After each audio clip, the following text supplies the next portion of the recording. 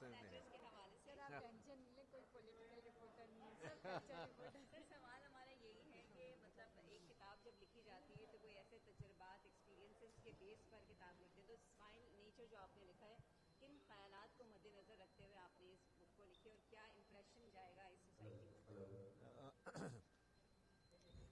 देखिए मैंने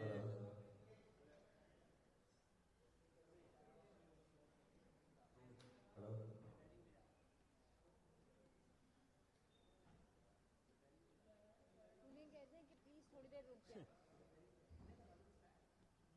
ठीक है सर, बताएं। ठीक है, रेडी भाई? किसी भी सेंटर के कैमरे। जी सर। जी देखिए मैंने ये स्माइल स्नैचर्स जो है ये इसलिए लिखी है कि मैं ये समझता हूँ कि आजकल की दुनिया के अंदर जो बच्चों की मुस्कुराहट है उसको जो है वो छीना जा रहा है और ख़त्म कर दिया गया है।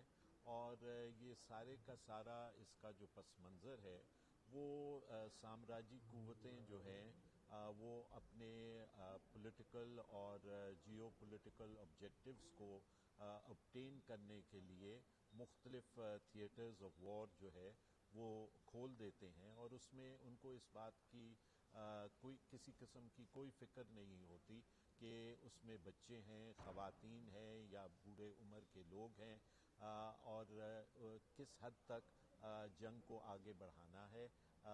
मेरी इस नावल को लिखने की एक वजह ये थी कि दीगर इश्यूज़ तो सामने आते रहते हैं, लेकिन जो बच्चों का इशू है और बच्चों की जो स्माइल का इशू है कि किस तरह वो छीनी जा रही है और उसके क्या असरात पूरी दुनिया पे मुरतब होंगे, ये इशू अभी तक इतना हाईलाइट नहीं हुआ।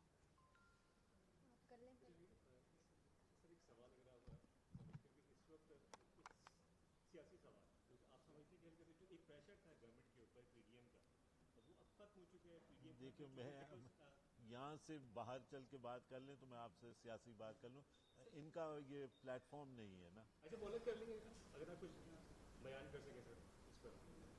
नहीं वो फिर ऑक्सफोर्ड यूनिवर्सिटी का प्लेटफॉर्म नहीं है। वैसे बाहर आप चल के मुझसे बात कर लें तो मैं कर लेता हूँ। बाहर करने फिर एक सर बोल नहीं रहे, वो कह रहे हैं बाहर कर लें पॉलिटिकली, ये इस प्लेटफॉर्म पर नहीं, बाहर कर लेते हैं।